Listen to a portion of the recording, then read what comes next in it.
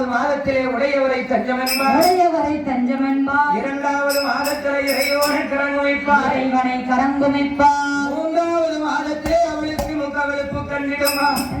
முக்காவெளுப்பு இல்லம்மா, முகவெளுப்பு கண்டிடுமா. நாலாவது மாதத்தில் அவளுக்கு நாவரச்சை கிரிகிரிப்பு. ஆனால் ஐந்தாவது மாதத்தில் அவளுக்கு அற வயிறு பூரணமா. சாப்பிட்டியா இல்லையா? அஞ்சாவது மாதத்தில் அற வயிறு பூரணம். அதாவது அஞ்சாவது மாசம் கர்ப்பமா இருக்கக்கூடிய பெண்கள் நாம கர்ப்பமா இருக்க கூடாது, இருக்கிறது வெளியே தெரியக்கூடாதுன்னு நினைச்சாலும் அது மறைக்க முடியாது. அந்த அஞ்சாவது மாசம் அந்த அரை வயிறு கிளீனா காட்டி கொடுத்துரும், வெளியே உள்ள குழந்தை இருக்குங்கிறது வெளியே காட்டி கொடுத்துரும். ஆமா. ஆறாவது மாதத்தில் அவளுக்கு அங்கமெல்லாம் தங்க நிறம். ஆமா, வயிற்றுக்குள்ள தங்க கட்டி கிடக்கிறதுனால அந்த அங்கமும் தங்கமா ஜொலிக்கும்.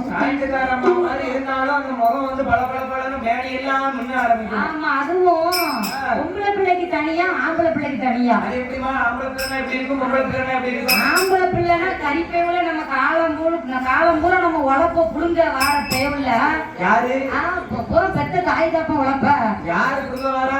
உங்களை மாதிரி ஆம்பளை பிள்ளைகள். சரி, அதனாலதான்